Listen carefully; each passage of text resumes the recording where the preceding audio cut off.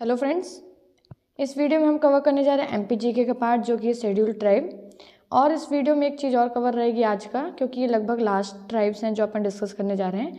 तो इसमें हम करंट अफेयर्स भी कवर करेंगे जो कि इंडिया पॉइंट ऑफ व्यू से भी हैं और अपने एमपी के भी पॉइंट ऑफ व्यू से हैं, जो कि एग्ज़ाम में बहुत ज़्यादा पूछे जाते हैं। तो हम इसमें जो बाकी रह गई ट्राइब हैं उसको कवर करने के साथ साथ ये पार्ट भी कवर करने वाले हैं करंट अफेयर्स का।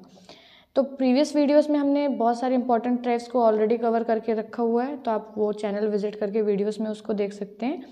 और इस वीडियो में जो लास्ट की थोड़ी बहुत ट्राइब्स रह गई वो कवर करेंगे।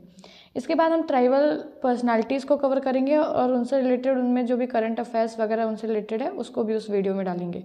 ठीक है, तो इस तरह से ये पूरा ट्राइब का पार्ट हम कल तक के वीडियो तक में पूरा कवर कर लेंगे और फिर उसके बाद हम चालू करेंगे नेक्स्ट हिस्ट्री।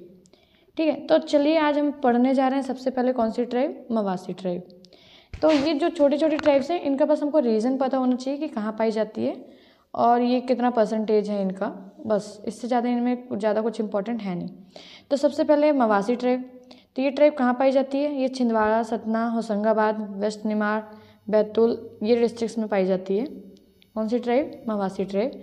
और ये 2011 का जो सेंसस हुआ था उस हिसाब से ओनली 0.71% इसका प्रेजेंट है ट्राइबल पॉपुलेशन। ठीक है, उसके बाद नेक्स्ट ट्राइब देख लेते हैं। इसमें रीज़न याद रखना है अपने को, रीज़न जो भी है ये ट्राइब का पूछ लेगा। छिंदवाड़ा, सतना, होशंगाबाद, भोपाल, वेस्ट निमाड़, बैतूल बिखरी हुई ट्राइब है, पर्टिकुलर एक कोई रीज़न का नहीं है। ठीक है, इसके बाद माझी ट्राइब। तो ये ट्राइब कहाँ पाई जाती है? ये भी बिखरी हुई ट्राइब है, मतलब ग्वालियर, रीवा, भोपाल, भिंड, मुरैना, जबलपुर, दतिया, इंदौर, श्योपुर, ये ऑल ओवर ये कुछ कुछ रीजन्स में ऐसे पाई जाती है। और ये कितना है ट्राइबल पॉपुलेशन का? 0.33%। ठीक है, और ये 2011 के सेंसस के हिसाब से।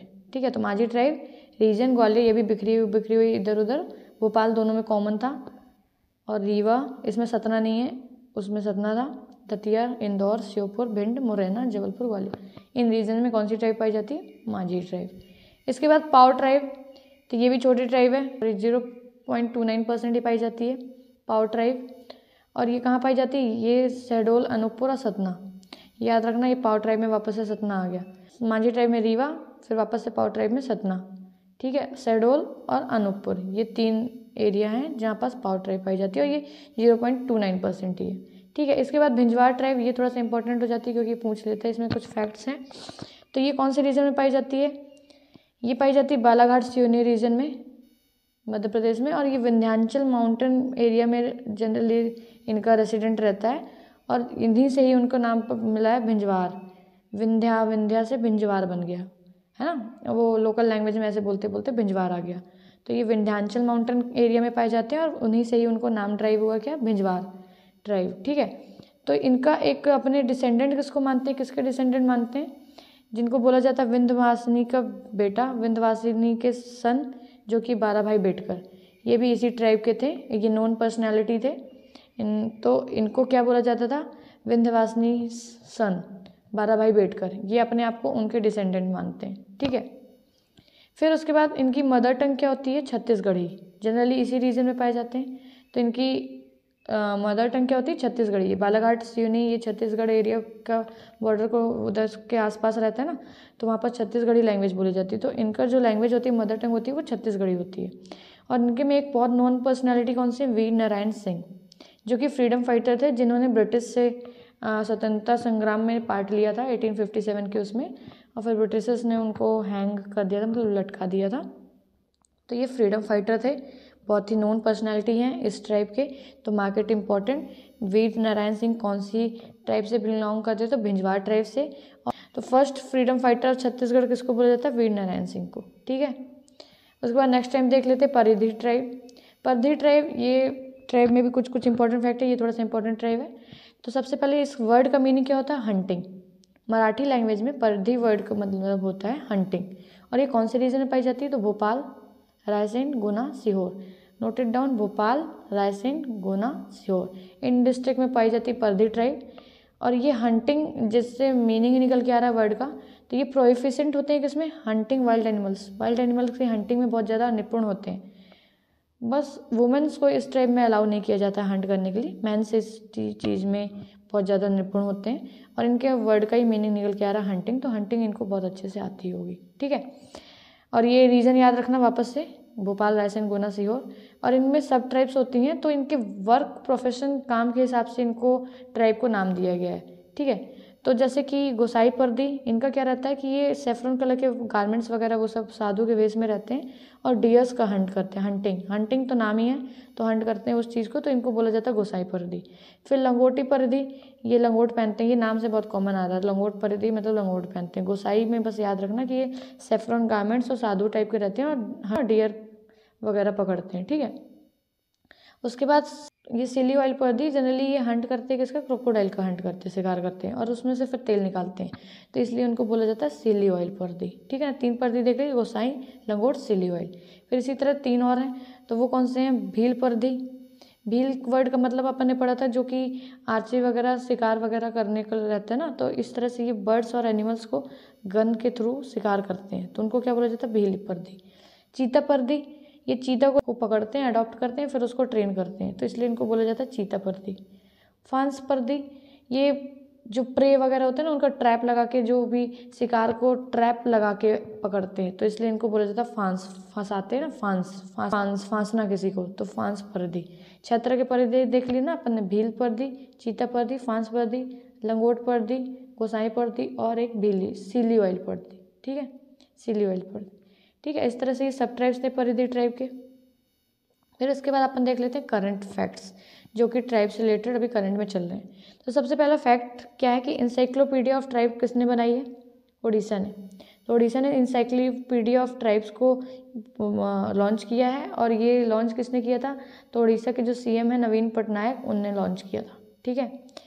तो इंसाइक्लोपीडिया ऑफ ट्राइब्स उड़ीसा, नवीन पटनायक ने लॉन्च किया था। फिर उसके बाद नेक्स्ट है 75 ट्राइबल डिस्ट्रिक्ट आइडेंटिफाई किए हैं फॉर टीवी। तो टीवी उन्मूलन का अपने में चल रहा है इंडिया में, 2025 तक टीवी फ्री करना है। तो ट्राइबल मिनिस्ट्री, जो भी ट्राइबल मिनिस्ट्री कौन है अभी हेड, ट्राइबल मिनिस्ट्री के मिनिस्टर कौन है, अर्जुन मुंडा, उन्होंने 75 ऐसे ट्राइबल डिस्ट्रिक्ट को आइडेंटिफाई किया है टीवी प्रोग्राम के लिए।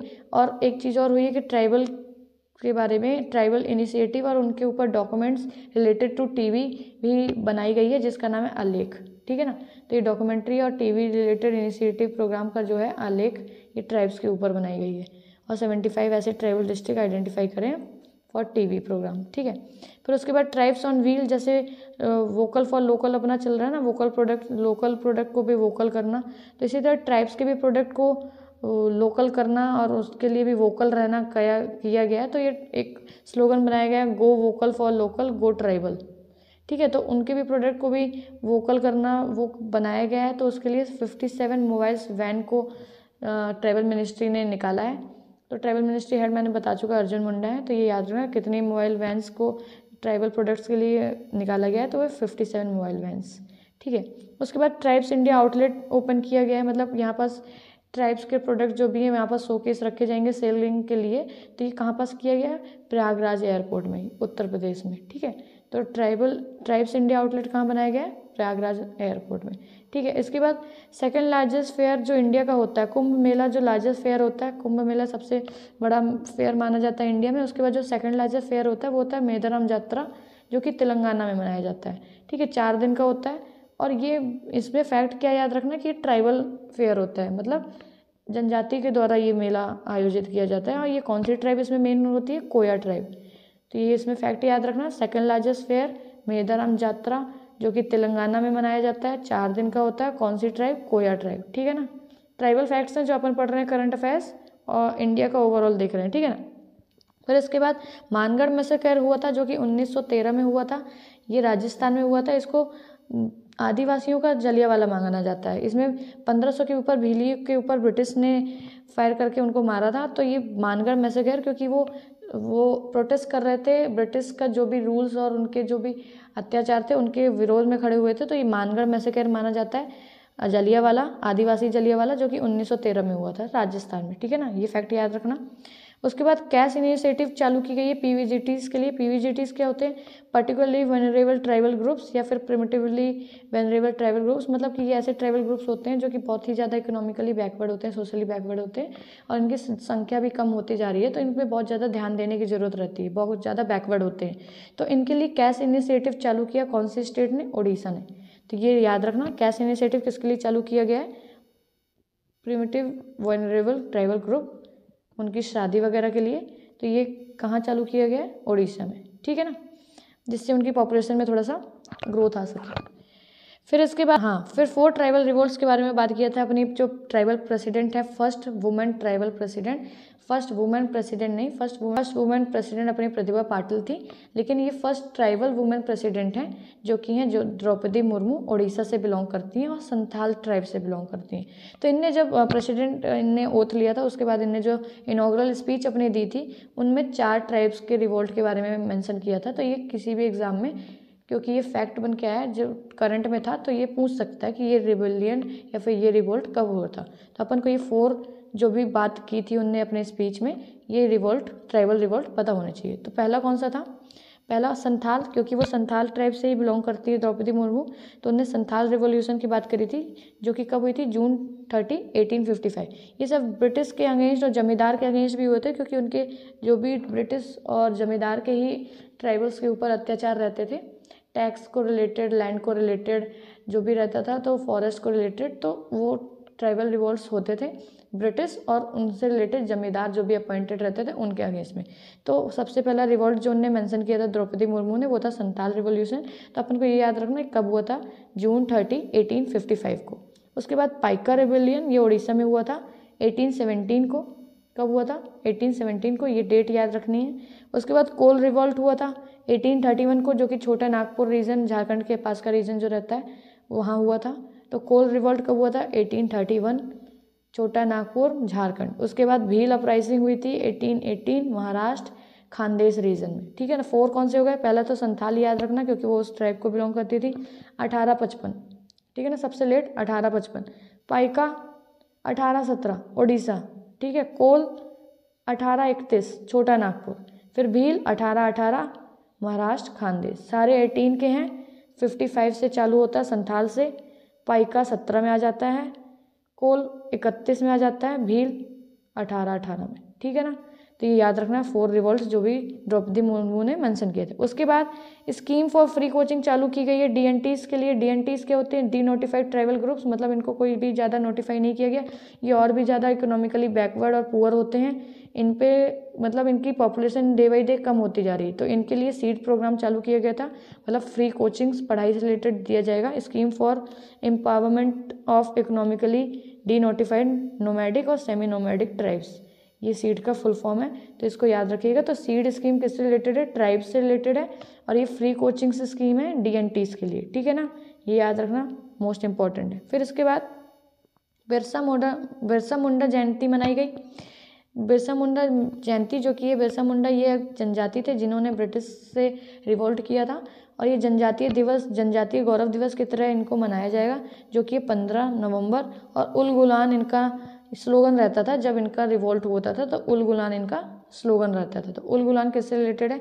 बिरसा मुंडा से रिलेटेड है, ट्राइबल रिवोल्ट से रिलेटेड है, और 15 नवंबर जनजातीय गौरव दिवस की तरह मनाया जाएगा। किसकी जयंती रहती है? वो बिरसा मुंडा, ठीक है। ये ट्राइबल फैक्ट्स हैं जो अपन करंट अफेयर्स पढ़ रहे हैं, जो पूछे जा सकते हैं, ठीक है। महाराष्ट्र ने क्या लॉन्च किया? तो महाराष्ट्र ने यहाँ लिखा नहीं मैंने, शक्ति इनिशिएटिव फॉर स्पोर्ट्स, शक्ति इनिशिएटिव फॉर स्पोर्ट्स लॉन्च किया, जो कि ट्राइब्स के लिए, उनको स्पोर्ट्स में भी इन्वॉल्व कराने के लिए ये महाराष्ट्र गवर्नमेंट ने लॉन्च किया, शक्ति इनिशिएटिव फॉर स्पोर्ट्स। फिर उसके बाद क्या हुआ है कि ये 23 एडिशनल माइनर प्रोडक्ट्स को किसमें इन्वॉल्व कर लिया गया?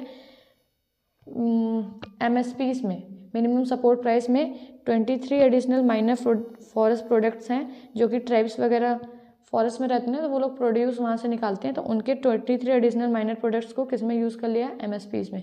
उनको मिनिमम सपोर्ट प्राइस मिलेगा, मतलब इस प्राइस में ही उनको सेल करना, जिससे उनको लॉस नहीं हो, ठीक है। ये करंट अफेयर्स थे जो अपन को पता होना चाहिए। उसके बाद अपन MP स्पेसिफिक करंट अफेयर्स देख लेते हैं, ट्राइब से रिलेटेड, ठीक है ना। अभी अपन ट्राइबल पार्ट पढ़ रहे हैं, तो ट्राइब से रिलेटेड पढ़ेंगे करंट अफेयर्स। तो मध्य प्रदेश में अभी सबसे जो इम्पोर्टेंट चल रहा है, पेसा एक्ट को इम्प्लीमेंट कर दिया गया है 1996। पैसा एक्ट क्या? Panchayat extension in scheduled area, मतलब कि पहले पंचायत वगैरह ज़्यादा शेड्यूल्ड एरिया में नहीं की जाती थी, क्योंकि वो उनका कल्चर वगैरह को उनको अपने तरह से मैनेज करते थे, अपने तरीके से अपने हैंडल करते थे। लेकिन अब एक्सटेंशन था, ये एक पंचायत एक्ट का, जो कि अब शेड्यूल एरिया में भी लागू रहेगा, जिससे ट्राइबल्स को भी इस चीज़ से जोड़ा जाए ग्राम सभा से, और उनकी भी जो समस्याएं हैं और जो इकोनॉमिकली चीज़ें पीछे पिछड़ी चल रही हैं उनको भी आगे बढ़ाया जाए और उनको भी इकोनॉमिकली अपलिफ्ट किया जाए। ठीक है। फिर उसके बाद ट्राई फूड पार्क खोले गए हैं, मतलब ट्राइबल एरिया के भी जो भी फूड पार्क्स रहते हैं उनको भी एमपी में खोला गया। कितने टोटल खोले गए? 5। ठीक है ना, ये फैक्ट याद रखना।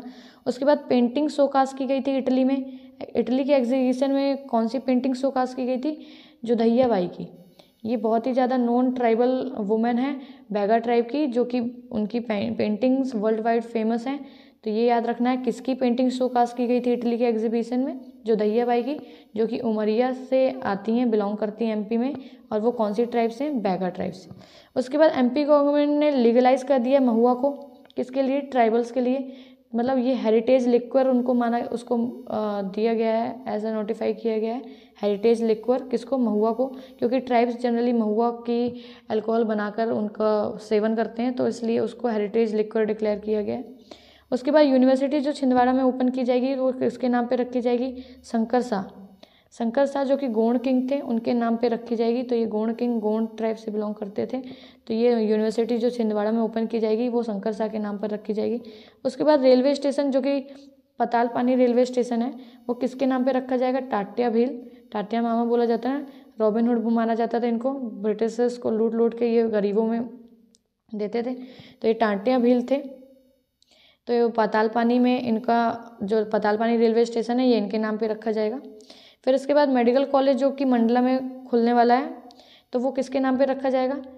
राजा हृदय शाह लोधी, ये भी गोंड ट्राइब से बिलोंग करते थे, तो इनके नाम पे मंडला का medical college, Mandla medical college Raja Hriday Shah, याद रखना। ठीक है, गोंड किंग। फिर ये बहुत ज़्यादा न्यूज़ में था, ये जनरली पता होगा आपको, लेकिन ये ट्राइबल फैक्ट्स है इसलिए इंक्लूड किया है मैंने।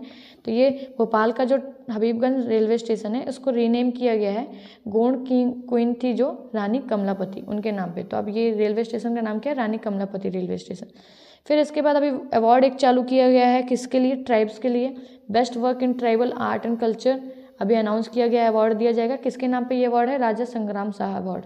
तो इसको क्या बोला जाएगा? ये अवार्ड का नाम क्या है? राजा संग्राम शाह अवार्ड। ठीक है, तो ये सब ट्राइबल्स फैक्ट थे जो कि एमपी में रिलेटेड थे और ये पूछे जा सकते हैं एग्जाम पॉइंट ऑफ व्यू से, बहुत ही ज़्यादा इंपॉर्टेंट है। तो ये आप सब एक बार वीडियो को देख के पढ़ सकते हैं। Hope you like the video. Thank you so much.